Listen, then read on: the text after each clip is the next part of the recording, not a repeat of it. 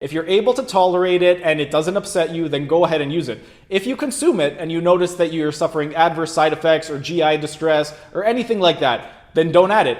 But if you can get away with it, if it doesn't bother you and you like to incorporate it into the diet and incorporating it into the diet will allow you to adhere to the diet better, then add it in.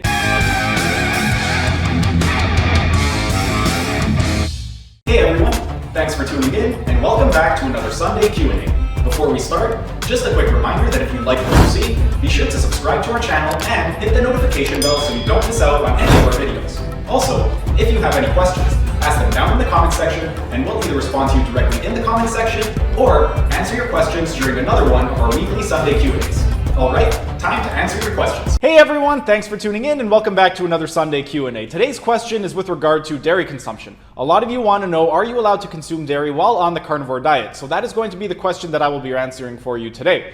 Now, with regard to dairy, there isn't one answer that I can give you. It's going to be dependent on person to person and also how strict you want to follow the carnivore diet. When it comes to dairy, I'm going to be breaking this video down into 4 different categories. I will be discussing first milk, then eggs, cheese, and butter. Now, with regard to milk, it's going to come down to how well you are able to tolerate milk and also how strictly you want to follow the carnivore diet. Some people want to go really hardcore and all they will do is meat, so they will avoid any type of dairy or anything that is not actual meat, including eggs. If you are the type of person where you are giving yourself a little bit of leeway and you are allowing dairy into your carnivore diet, when it comes to milk, a couple things you should know. One, if you are going to consume milk, ideally you want to consume raw, unpasteurized milk. If it's raw and unpasteurized, that means it's still going to have all the good enzymes, vitamins, and minerals intact in the milk. As soon as milk goes through the pasteurization process, what happens is it gets heated to very high temperatures, and that kills off a lot of the really good minerals, vitamins, and enzymes found in the milk. In fact, a lot of people that have lactose intolerance, once they switch over to raw, unpasteurized milk, they will notice that they don't get the same symptoms as when they were consuming pasteurized milk. One of the reasons for that is because when you don't pasteurize milk, all of the enzymes stay intact. Lactase is the enzyme in milk that allows you to digest lactose. Lactose is the sugar that naturally is found in milk. So, if you consume raw, unpasteurized dairy, it will still have the lactase enzyme present in it. So because the lactase enzyme will still be present, that will allow you to digest the lactose better. So even if you are lactose intolerant, you may be able to get away with consuming raw, unpasteurized milk. Another thing when it comes to milk is you're going to want to consume whole, full-fat milk. You want to stay away from things like skim milk. One of the reasons that a lot of people have a lot of success, or one of the reasons why people go for the carnivore diet, is because they want to minimize carbohydrate consumption, because carbohydrates, they don't really fill you up, so it's a lot more satiating to consume higher protein meals. Now, when it comes to skim milk, because it has no fat, you're basically just drinking sugar water. The percentage of calories from sugar in skim milk is going to be way higher than the percentage of calories of sugar relative to the total calories found in full-fat raw milk. So if you are trying to minimize your carbohydrate consumption, or even just for general health, ideally you would want to go for full-fat milk and stay away from the skim milk, as you're going to get more sugar from the skim milk. But again, it's going to come down to how well you tolerate it. If you don't tolerate milk well, even if you are consuming raw, unpasteurized dairy, then don't consume it. Go by based on how you feel. If you feel good when you consume it, then go for it if you want to consume it. If it makes you feel a little bit off, then don't consume it.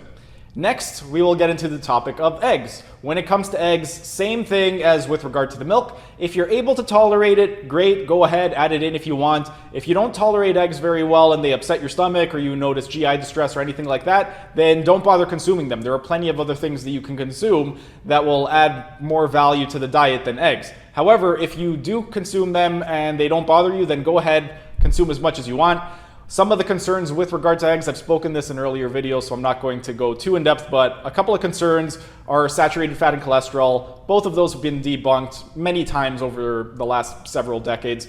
When it comes to cholesterol, your body self-regulates cholesterol. You need cholesterol for everything in the body. Without cholesterol, you won't be able to produce testosterone or any of your other sex hormones. And the other thing when it comes to cholesterol is self-regulated in the body. If you don't consume a lot of cholesterol from your diet, your body is going to produce more cholesterol. If you consume a lot of cholesterol in the diet, then your body won't produce as much. Now, when it comes to cholesterol and heart disease, there's a very big genetic component to it. You can consume tons of cholesterol, but if you're not genetically predisposed to having issues with heart disease, then that cholesterol isn't really going to make a difference. If you do have issues and you do have family history of heart disease and issues with cholesterol, then you may want to minimize it.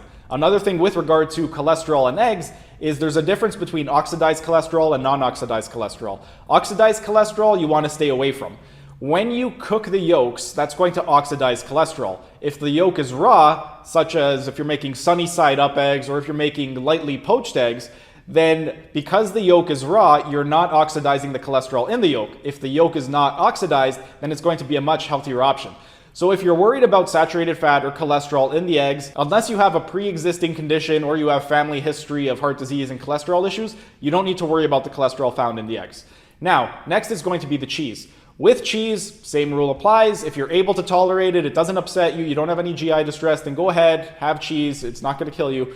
When it comes to cheese, ideally you want to consume low lactose cheeses. Which cheeses are going to be low lactose? Those are going to be the harder cheeses. If it's a really, really hard cheese, generally it's going to be lower in lactose. That's going to be things like your cheddar cheeses. Now, if it's a really soft cheese, like something like a Kraft Singles or something, a processed cheese, there's going to be more lactose in there, more sugar, and you're generally going to want to stay away from it. So if you are going to consume cheese, you want to make sure, again, raw unpasteurized cheese, and you want to make sure that it's a hard cheese or that it has very low lactose in it. That's going to be the rule for cheese. When it comes to butter pretty much, there's no rules when it comes to butter on the carnivore diet. You can consume it, you don't have to consume it. Me personally, that's the only thing that I'm currently cooking with. I use a lot of animal fats to cook with, but the last month and a half to 2 months, it's been exclusively butter that I've been using in my cooking. When it comes to butter, butter is a fat. There is no sugar in butter. Well, very little sugar. There's about 0.2 grams of carbohydrates found in an entire serving of butter. So if you're not consuming massive quantities of butter, unless you're going through 5 entire sticks of butter a day, the amount of lactose in the butter is so insignificant that even if you were to consume 5 entire bars of butter in one sitting, there would be such a minimal amount of lactose in that it wouldn't even make a difference. So when it comes to butter, because it's almost 100% fat, it's like 99.999% fat, then go ahead and use it if you want. If you're gonna be frying, butter is one of the best things that you could use. So don't be afraid to use butter or any of the other things mentioned in this video. You can use milk, eggs, cheese, butter, as long as it works for you. If you're able to tolerate it and it doesn't upset you, then go ahead and use it. If you consume it and you notice that you're suffering adverse side effects or GI distress or anything like that, then don't add it. But if you can get away with it, if it doesn't bother you and you like to incorporate it into the diet and incorporating it into the diet will allow you to adhere to the diet better, then add it in. Again, you don't have to be 100% meat only and avoid all the other things like dairy. You can still consume other animal products such as dairy while being on the carnivore diet and still be carnivore. It really comes down to your personal preference and how strict you want to be. If you want to add it in, add it in. If you don't. Do what works for you. Don't purposely exclude all of these items just because somebody's telling you you're not allowed to add them in. Don't listen to what other people are doing. Their bodies are different than yours. If it works for you, keep doing it. If it doesn't work for you, don't do it. But that's pretty much it for today's video.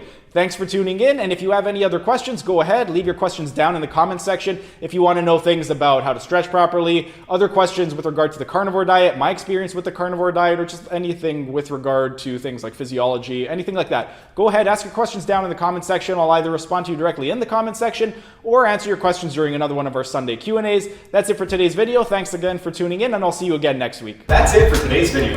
Thanks for tuning in. If you liked what you saw, be sure to hit that like button, subscribe to our channel, and hit the notification bell so you don't miss out on any of our videos.